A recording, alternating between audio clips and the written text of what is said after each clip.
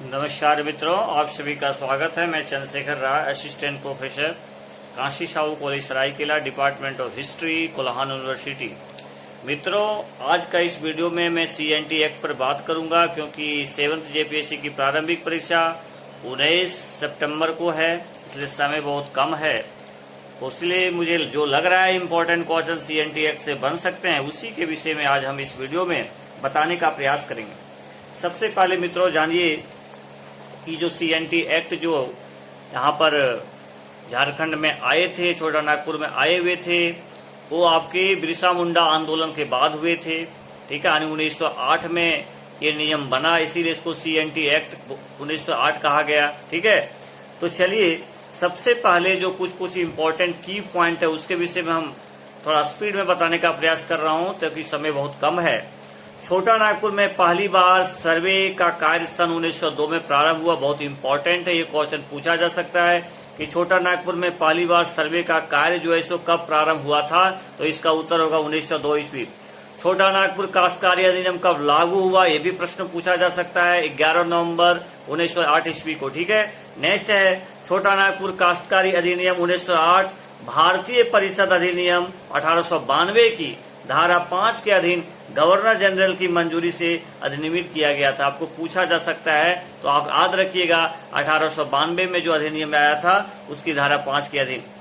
छोटा नागपुर काश्तकारी अधिनियम 1908 का जो ब्लूप्रिंट जो तैयार किया वो जॉन एच हॉफमैन ने तैयार किया। ये भी ऑब्जेक्टिव प्रश्न बन सकता है कि छोटा नागपुर काश्तकारी अधिनियम का ब्लूप्रिंट किसने तैयार किया, तो जॉन एच हॉफमैन ने।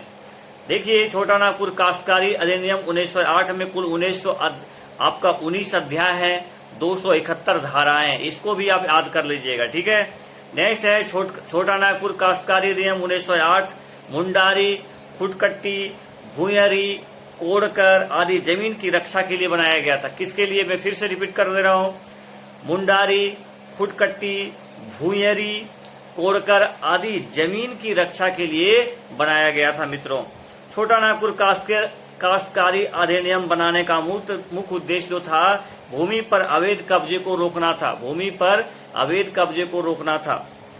नेक्स्ट इंपॉर्टेंट है कि छोटा नागपुर काश्तकारी अधिनियम बनाने से पूर्व छोटा नागपुर का जत्था तैयार किया गया था। इस सेटलमेंट में कुल 16 लाख रुपए खर्च हुए थे। ठीक है, चलिए अब हम लोग इसमें जो कुछ इम्पोर्टेंट चीजें हैं, खासकर आपको जो प्रश्न पूछा जाएगा जेपीएससी में, वो छोटा नागपुर काश्तकारी अधिनियम के आपका अध्याय और धारा से पूछा जाएगा। मित्रों, तो सबसे पहले सीएनटी एक्ट को एक नजर में हम लोग देखते हैं कि आपका अध्याय में क्या लिखा हुआ है, अध्याय 1 में, अध्याय 2 में, है ना, और इसकी धारा कहां से तक। सबसे पहले उसको कम समय में करते हैं। अध्याय जो 1 है आपका सीएनटी एक्ट का, उसमें विषय है संक्षिप्त नाम तथा प्रसार, यानी संक्षिप्त जो नाम है तथा प्रसार है, आपको पूछा जा सकता है संक्षिप्त नाम तथा प्रसार किस अध्याय में वर्णन है, और इसकी जो धारा है 1 से लेकर के 3 धारा तक इसी प्रकार का वर्णन है। दूसरा है, आपको पूछा जा सकता है कि किस अध्याय में काश्तकारों का वर्ग के विषय में बताया गया है, तो आपका अध्याय 2 में, तो इसको आप लिख लीजिए, अध्याय 2 में काश्तकारों का वर्ग के विषय में बात किया गया है, और धारा आपका जो है अध्याय 2 का वो 4 से लेकर के 8 है। तीसरा धारा महत्वपूर्ण है, तीसरा अध्याय जो है वो है भूधारक के विषय में बात करता है, यानी छोटा नागपुर काश्तकारी अधिनियम की जो अध्याय 3 है वो भूधारक के विषय में बात करता है, और इसमें जो धारा है 9 से लेकर 15 तक, 9 से लेकर 15 तक ये भूधारक के विषय में बात करते हैं। इसको हम लोग डिटेल चर्चा करेंगे। नेक्स्ट महत्वपूर्ण चीज है, आपको पूछा जा सकता है छोटा नागपुर के किस अध्याय में रैयतों के विषय में बात किया है, रैयत के विषय में बात किया मित्रों, तो ये आपका अध्याय 4 होगा। और इसकी धारा की यदि हम बात करें तो 16 से लेकर के 36 तक ये आपका रैयत के विषय में ही बात करता है कि रैयत कितने प्रकार के होते हैं, कौन कौन रैयत होते हैं, इसका डिफिनेशन हम लोग करेंगे। 5वां जो अध्याय है वो आपका खुटकट्टी अधिकार प्राप्त रैयत के विषय में बात करता है, और इसका जो आपका धारा है वो है 37। ठीक है, नेक्स्ट जो अध्याय है वो आपका 6 है। 6 में जो विषय वस्तु है वो है अंधिभोगी रैयत के विषय में बात करता है। आपको पूछा जा सकता है कि छोटा नागपुर काश्तकारी अधिनियम में अनिधिभोगी रैयत के विषय में किस अध्याय में बात किया गया है, तो आपको बताना है आपका सॉरी किस अध्याय में बात किया गया है, तो आपको बताना है कि अध्याय 6 में, और धारा है 38 से लेकर के 42 तक की जो धारा है वो अनिधिभोगी रैयत के विषय में बात करता है।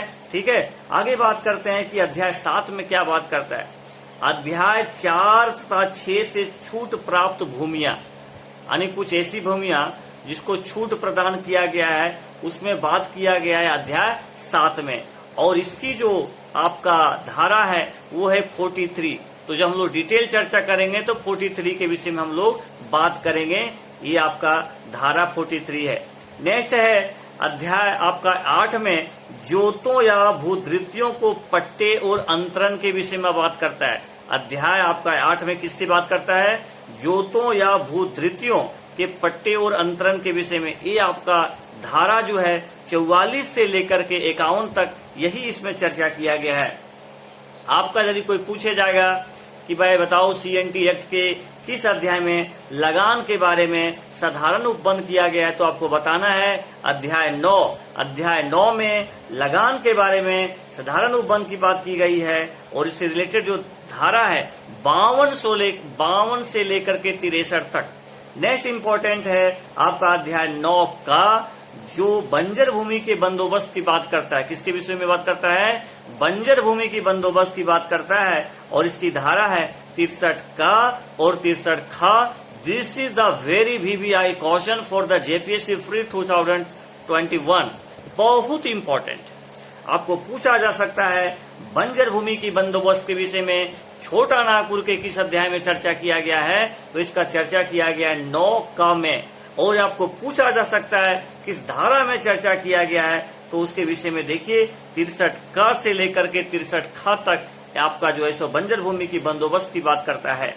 नेक्स्ट अध्याय है 10 जिसमें भूस्वामी तथा काश्तकारी के लिए प्रकीर्ण उपबंध के विषय में, भूस्वामी तथा काश्तकारी के लिए प्रकीर्ण उपबंध की बात करता है धारा आपका अध्याय 10 में। और धारा जो इससे रिलेटेड है 64 से लेकर के 75 धारा तक।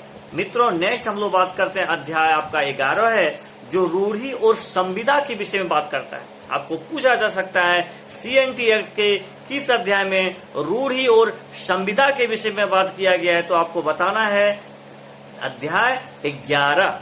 अध्याय 11 और इससे संबंधित जो आपका धारा है वो आपका 76 से लेकर के 79, 76 से लेकर के 79 है। ये बात करता है रूढ़ी और संविदा। संविदा मतलब आपको जो कॉन्ट्रैक्ट होता है वो क्या इसका प्रावधान है। नेक्स्ट आपका अध्याय 12 सीएनटी एक्ट का अध्याय 12 में अधिकार अभिलेख और लगानों का निर्धारण। अधिकार अभिलेख और लगानों के निर्धारण के यदि विषय में बात करता है कोई अध्याय, तो आपका अध्याय है 12 और इससे रिलेटेड जो धारा है 80 से लेकर के 100 तक जो आपका धारा है वो आपका अधिकार अभिलेख और लगान का निर्धारण कैसा होना चाहिए इसके विषय में बात करता है। नेक्स्ट हम लोग चर्चा करते हैं अध्याय 13 का। इससे संबंधित जो विषय है भू संबंधी शर्तें एवं रूपांतरण और अभिलेख। क्या चर्चा है भाई, फिर से सुन लीजिए। भू संबंधी शर्तें और उनका रूपांतरण और अभिलेख, इससे रिलेटेड जो धारा है वो 101 से लेकर के 117 तक है। नेक्स्ट चर्चा करते हैं अध्याय 14 का यानी 14 का। इसका विषय है भूस्वामियों की विशेषाधिकार युक्त भूमि का अभिलेख।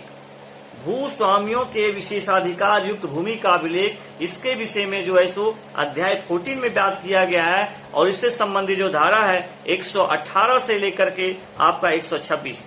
नेक्स्ट चर्चा करते हैं हम लोग 15वां अधिकार अभिलेख तथा फुटकट्टीदार अधिकार वाले रैयत के विषय में यदि बात करता है वो आपका अध्याय 15 में किया गया है और धारा इसमें कोई बहुत ज्यादा मेंशन नहीं है। और इसी में जो है इसी में धारा है, इसमें रिलेटेड आपको जानना पड़ेगा ग्राम मुखिया तथा अभिधारियों के अन्य वर्गों की क्या बाध्यता है, इसके विषय में बात करता है। 127 से लेकर के 134 तक की जो धारा है वो इसी के विषय में बात करता है, ग्राम मुखिया, इसके विषय में चर्चा है। आपका जो अध्याय 16 है सीएनटी एक्ट का वो आपका है उपायुक्त द्वारा यानी डीसी के द्वारा संज्ञान विषयों की न्यायिक प्रक्रिया के विषय में बात किया गया है कि वो जो है सो डीसी किस प्रकार का जस्टिस करते हैं, किस प्रकार का वो डिसीजन लेते हैं, किस प्रकार का वो न्याय करते हैं। ये बात करता है आपका आपका अध्याय 16, ठीक है। और इससे संबंधित जो आपका धारा है 135 से लेकर के 229 तक यही लिखा हुआ है। यानी 135 से लेकर के 229 जो उपायुक्त द्वारा जो संज्ञान विषय होते हैं उनके द्वारा जो कार्रवाई होता है, जो प्रक्रिया है, उसके विषय में आपको बताया है अध्याय 16 में। नेक्स्ट मित्रों, हम लोग बात करते हैं अध्याय 17 में, जिसमें आपको परिसीमा है कि किस टाइम तक आपको अपील करने का अधिकार है, जो टाइमिंग होता है, परिसीमा जो होता है, ठीक है, उसका विषय में बात किया है। आपका धारा 230 से लेकर के 238 आपको पूछा जा सकता है कि CNT एक्ट के किस अध्याय में परिसीमा के बारे में वर्णन है, तो आपको बताना है अध्याय 17। नेक्स्ट हम लोग बात करते हैं अध्याय 18, आपका मुंडारी खुटकटीदारों के विषय में विशेष उपबंध। मुंडारी खुटकटीदारों के विषय में विशेष उपबंध के विषय में बात किया है अध्याय आपका 18, और इससे संबंधित है 239 से धारा से लेकर के 256 तक, 239 धारा से लेकर के 256 तक। नेक्स्ट हम लोग चर्चा करते हैं अध्याय 19, जिसमें अनुपूरक उपबंध है, और इससे संबंधित जो धारा है 257 से लेकर के 271। मित्रों, ये आपको मैं संक्षिप्त ढंग से बताने का प्रयास किया। CNT एक्ट पर एक वीडियो में महत्वपूर्ण प्रश्न जो आज आपको पूछा जा सकता है उस पर हम बात करेंगे, लेकिन आप इस वीडियो को देखने के बाद कम से कम इतना तो आप कंफर्म कर सकते हैं कि किस अध्याय में उसका क्या चीज वर्णन है, किस अध्याय में क्या क्या लिखा हुआ है। यहाँ से भी 2 प्रश्न बनने की प्रबल संभावना है। और उसका बैकग्राउंड, किसने तैयार किया ब्लूप्रिंट, कब लागू हुआ, इसके पहले कौन कौन नियम थे, कब इसका सर्वे किया गया। मित्रों, यदि आप बेसिक चीज तैयार कर लेंगे तो फिर आपको किसी तरह का दिक्कत नहीं होगी। 5 क्वेश्चन आपको CNT एक्ट से पूछा जाएगा। अभी एक संक्षिप्त में वीडियो बना रहा हूँ, इसके बाद तुरंत मैं वीडियो बनाऊंगा CNT एक्ट से इम्पोर्टेंस क्वेश्चन, CNT एक्ट से कौन कौन क्वेश्चन इम्पोर्टेंट आ सकते हैं, उसके विषय में हम बात करेंगे। आज के लिए बस इतना। आप सभी को बहुत बहुत धन्यवाद। हमारे यूट्यूब चैनल को सभी लोग सब्सक्राइब कर लीजिए, लाइक कीजिए और बेल आइकन का घंटी दबा दीजिए, ताकि मैं जब भी आपको वीडियो डालूं कोई भी विषय वस्तु पर, चाहे वो करंट अफेयर हो, चाहे हिस्ट्री हो, चाहे ज्योग्राफी हो, पॉलिटी हो, आपको पास जो है उसका नोटिफिकेशन पहुंच सके। ज्यादा से ज्यादा वीडियो को शेयर कीजिए, क्योंकि मेरा प्रयास है कि आपके लिए जो भी इम्पोर्टेंट बन सकता है मैं इस चैनल के माध्यम से आपके पास भेजने का प्रयास करूंगा। Thank you very much.